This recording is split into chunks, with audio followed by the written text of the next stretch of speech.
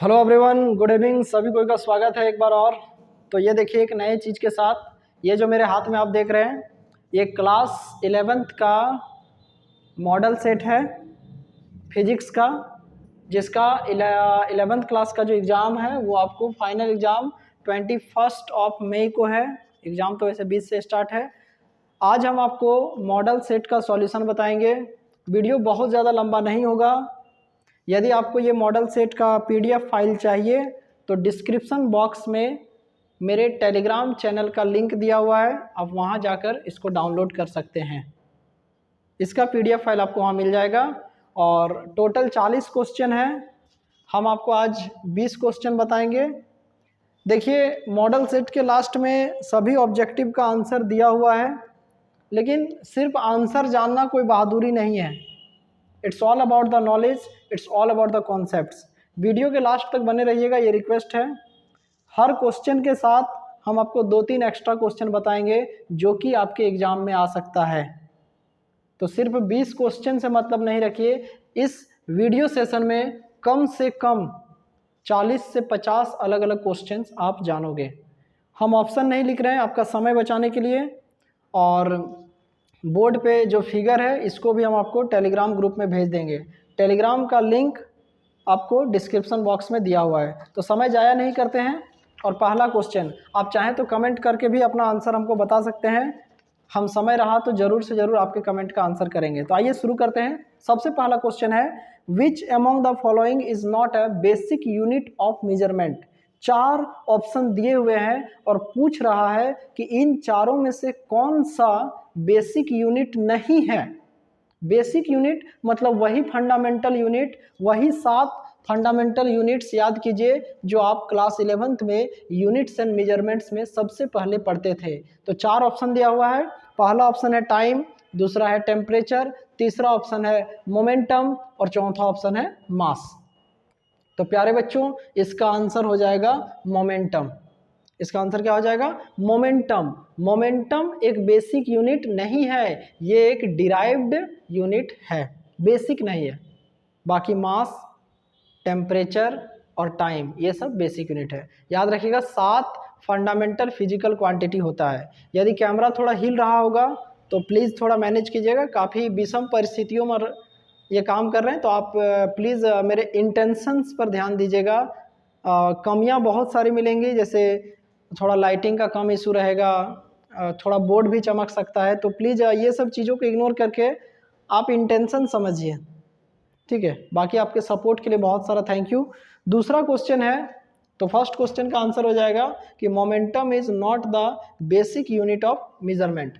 दूसरा क्वेश्चन है कि जो डायमेंशन ऑफ काइनेटिक एनर्जी है, डायमेंशन ऑफ काइनेटिक एनर्जी, यदि आपके पास कॉपी कलम है तो आप लिख लीजिए काइनेटिक एनर्जी का डायमेंशन होता है mL2T-2। काइनेटिक एनर्जी का डायमेंशन हो जाता है mL2T-2 और काइनेटिक एनर्जी का फॉर्मूला हो जाता है 12mv²। पूछ रहा है कि ये जो काइनेटिक एनर्जी है उसका डायमेंशन किसके इक्विवेलेंट है। 4 ऑप्शन है, फोर्स, प्रेशर, वर्क और मोमेंटम। क्या ऑप्शन दिए? फोर्स, प्रेशर, वर्क और मोमेंटम। तो इसका आंसर हो जाएगा वर्क डन। मतलब वर्क डन और काइनेटिक एनर्जी का डायमेंशन सेम होता है। और एक चीज़ नोट कर लीजिएगा, यदि कॉपी कलम है प्यारे बच्चों तो लिख लीजिए कि पोटेंशियल एनर्जी जिसका फॉर्मूला mgh होता है, पोटेंशियल एनर्जी जिसका फॉर्मूला mgh होता है, उसका भी डायमेंशन काइनेटिक एनर्जी और वर्क डन के इक्विवेलेंट होता है। ये 2 क्वेश्चन हो गया हम लोग का।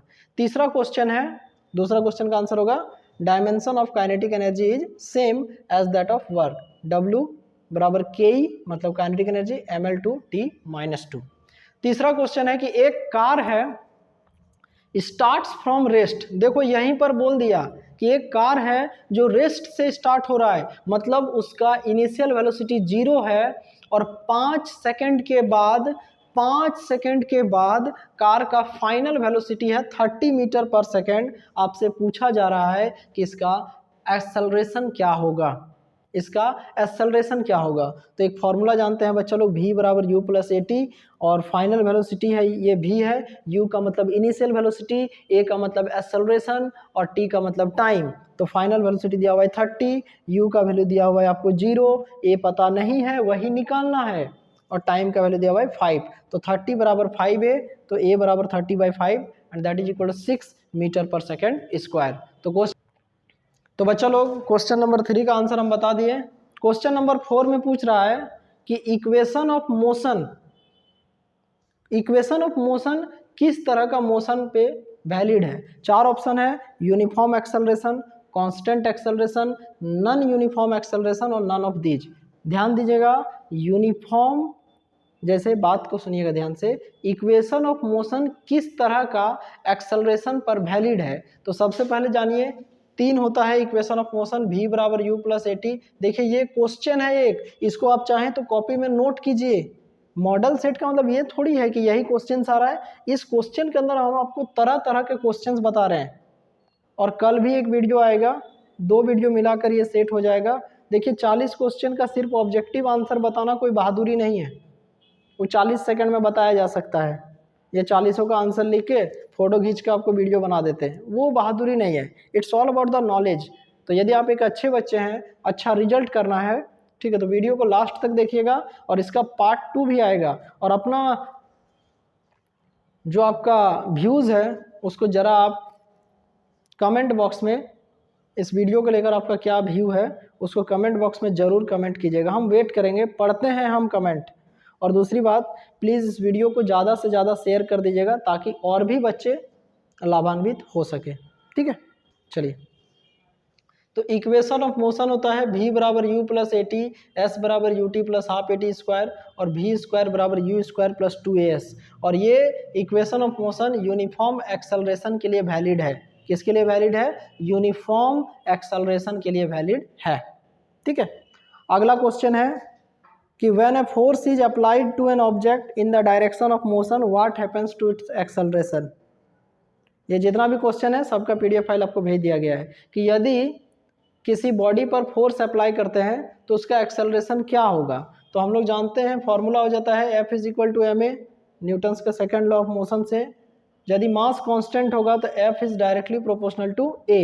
इसका मतलब यह हुआ कि यदि आप फोर्स बढ़ाइएगा तो एक्सेलरेशन भी बढ़ेगा, और यदि आप फोर्स घटाइएगा तो एक्सेलरेशन भी घटेगा। छठा नंबर क्वेश्चन है, क्वेश्चन हम जरा देख लेते हैं। क्वेश्चन नंबर 6 है, what is the relationship between acceleration and time. Please ध्यान से सुनिए कि एक्सेलरेशन और टाइम के बीच में क्या रिलेशन होगा यदि कोई ऑब्जेक्ट कांस्टेंट एक्सेलरेशन से मोशन कर रहा है। तो ध्यान से सुनिए कि यदि कोई बॉडी कांस्टेंट एक्सेलरेशन से मोशन कर रहा है तो उसका टाइम और एक्सेलरेशन के बीच का जो रिलेशन होगा वो भी एक कांस्टेंट क्वांटिटी होगा, ठीक है। 7वां नंबर है कि the resultant of two vector is maximum at angle 0 degree, 45 degree, 90 degree और 180 डिग्री।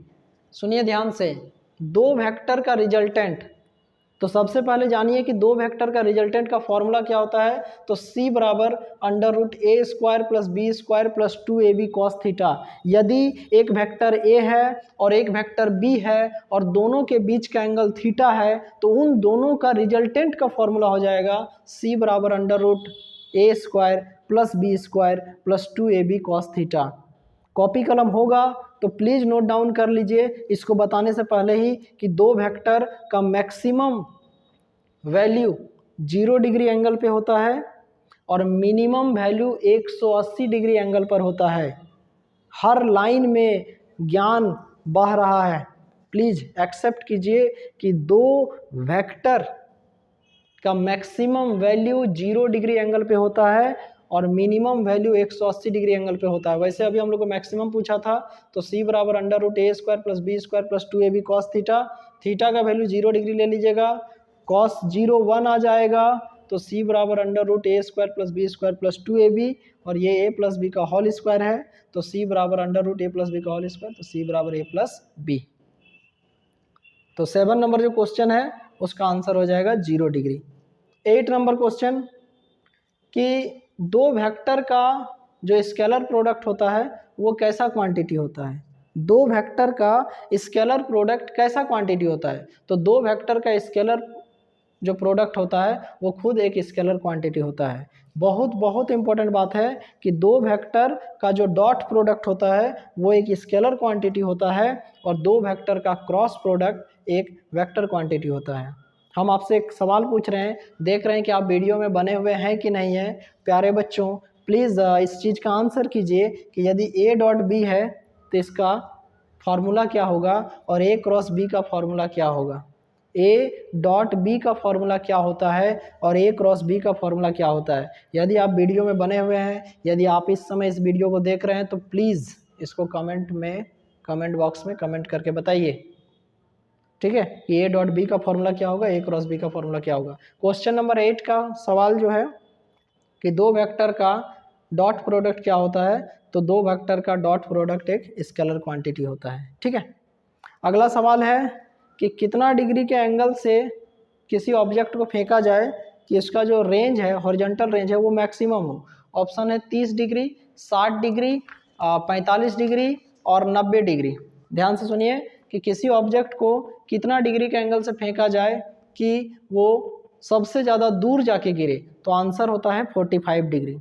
यदि आपके पास कॉपी कलम है तो लिखना स्टार्ट कीजिए कि यदि किसी ऑब्जेक्ट को सबसे ज़्यादा दूर फेंकना है, हॉरिजॉन्टल रेंज जिसको कहा जाता है, उसके लिए एंगल 45 डिग्री होता है। और लेकिन यदि किसी ऑब्जेक्ट को सबसे ज़्यादा ऊंचाई तक फेंकना है, जिसको मैक्सिमम हाइट कहते हैं, तो याद रखिए बाबू, उसके लिए एंगल 90 डिग्री होता है।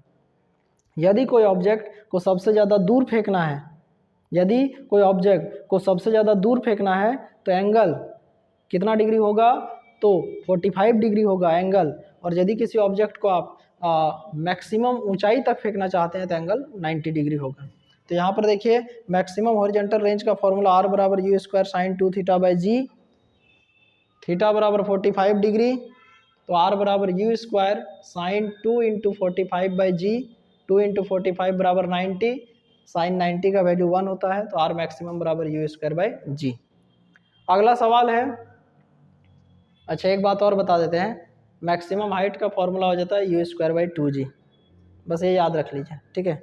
बहुत ज़्यादा खींचना नहीं चाहते हैं, लेकिन हर लाइन में देखिए एक एक क्वेश्चन के साथ 2-3 क्वेश्चन अटैच हो रहा है, तो वो हम आपको बस बताना चाह रहे हैं, बस इसीलिए।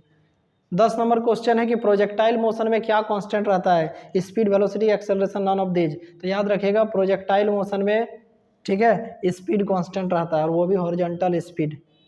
प्रोजेक्टाइल मोशन में स्पीड कांस्टेंट रहता है, वेलोसिटी भी चेंज करता है, एक्सेलरेशन भी चेंज करता है।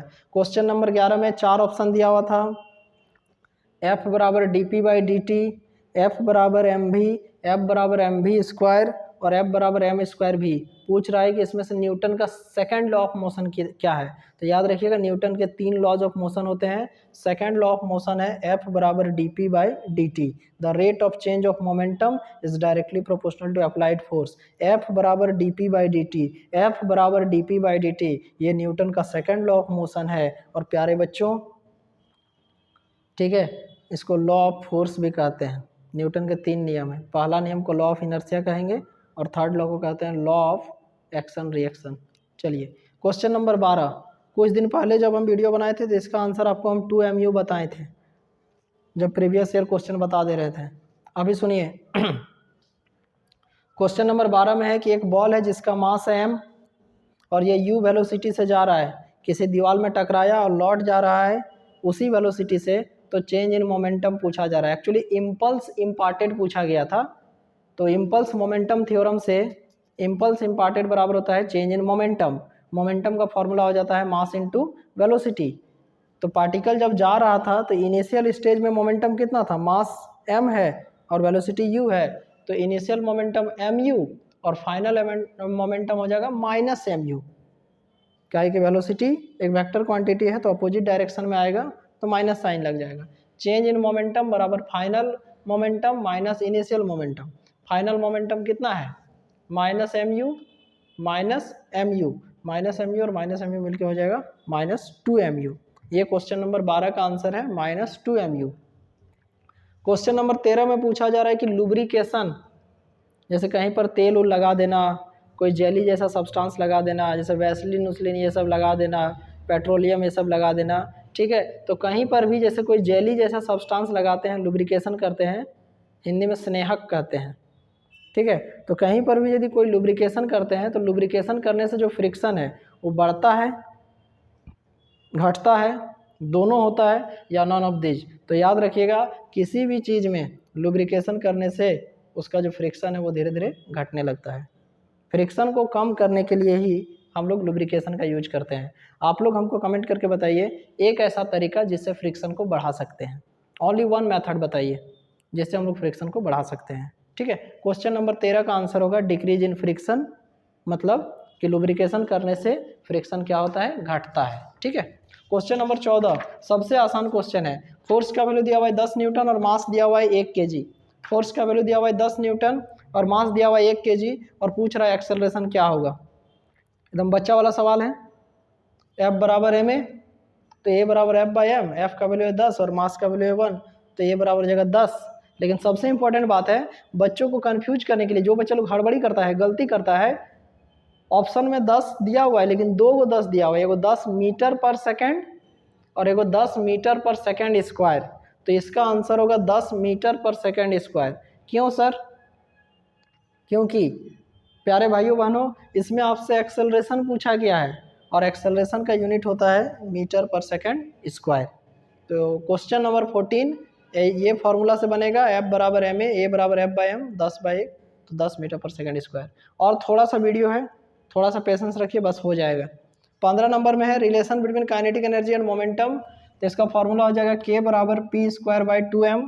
हो सकता है जहाँ K लिखा हुआ है वहाँ E भी लिखा हुआ रह सकता है, E बराबर P²/2m, या यही फार्मूला को ऐसे लिख सकते हैं P बराबर √2me, ठीक है। जहाँ पे P मोमेंटम है, 2 मतलब 2, m का मतलब मास, और जो E है या जो K है वो काइनेटिक एनर्जी को रिप्रेजेंट करता है। 16 नंबर क्वेश्चन है कि जैसा कि हम लोग जानते हैं काइनेटिक एनर्जी का फॉर्मूला होता है 12 mv²। आपसे पूछा जा रहा है कि यदि वेलोसिटी को 3 गुना बढ़ा दे तो नया काइनेटिक एनर्जी क्या होगा। 3 गुना, 6 गुना, 9 गुना, 2 गुना। सवाल को सुनिए, काइनेटिक एनर्जी में पूछ रहा है कि वेलोसिटी को 3 गुना बढ़ा दे, तो काइनेटिक एनर्जी का फॉर्मूला 12 mv², और बोल रहा है कि वेलोसिटी को 3 गुना और बढ़ा दे, तो 12 mv² में जो नया एनर्जी होगा E डैश बराबर 1/2m, और जहाँ v है वहाँ बैठा देंगे 3v, तो 3v का स्क्वायर हो जाएगा तो 9v² हो जाएगा। तो 12m 9v², 9 को बाहर रखिए, 12 mv² के बदले हो जाता है E, मतलब 9 टाइम्स बढ़ जाएगा।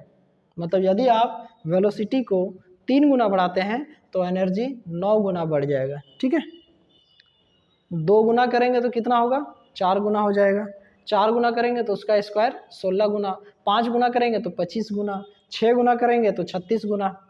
17 नंबर, 1 हॉर्स पावर कितने के इक्विवेलेंट होता है, तो 1 हॉर्स पावर 746 वाट के इक्विवेलेंट होता है। HP का full form horse power, 1 horse power 746 वाट के इक्विवेलेंट होता है। kWh किसका यूनिट है, तो सबसे पहले आप जानिए कि kWh का फुल फॉर्म क्या होता है, तो kWh का फुल फॉर्म होता है किलोवाट आवर। प्लीज कंफ्यूज मत होइएगा कि किलोवाट आवर में वाट आ गया है तो ये पावर का यूनिट है, बिल्कुल नहीं, ये एक एनर्जी का यूनिट है, commercial unit of energy, board of trade unit भी इसको कहते हैं। क्या कहते हैं, board of trade unit, commercial unit of energy, kWh। kWh आपके घर में बिजली बिल ऐसे ही आता है, किलोवाट आवर, और 1 किलोवाट आवर बराबर होता है 3.6 इंटू 10⁶ जूल। ये बहुत इंपॉर्टेंट है, VVI। 1 kWh बराबर 3.6 इंटू 10⁶ जूल। 19 नंबर है कि translatory analogue of moment of inertia क्या होता है, मास होता है। मतलब मोमेंट ऑफ इनर्शिया का ट्रांसलेटरी एनालॉग क्या होता है, तो वो मास होता है। और आज का अंतिम क्वेश्चन, क्वेश्चन नंबर 20। कल भी एक नया वीडियो आएगा जिसमें 21 से 40 तक बताएंगे, डिस्क्रिप्शन बॉक्स चेक कीजिएगा।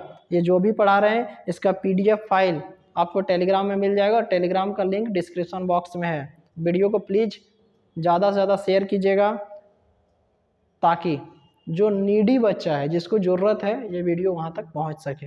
ठीक है, आपका विश्वास ही हमारा ताकत है। आज का अंतिम क्वेश्चन है कि एक रॉड है और उसका सेंटर ऑफ मास कहाँ होगा। पहला ऑप्शन है साइड में, दूसरा ऑप्शन है बीच में, तीसरा ऑप्शन है ऊपर, चौथा ऑप्शन है नीचे। तो यदि कोई रॉड है तो उसका सेंटर ऑफ मास एकदम मिडिल पॉइंट पे होगा। देखो ऐसे करके, देखो ये देखो सेंटर ऑफ मास, ये centre of mass middle point पे। तो किसी भी यूनिफॉर्म रॉड का जो सेंटर ऑफ मास होगा वो एकदम ही उसका मिडिल पॉइंट पे होता है।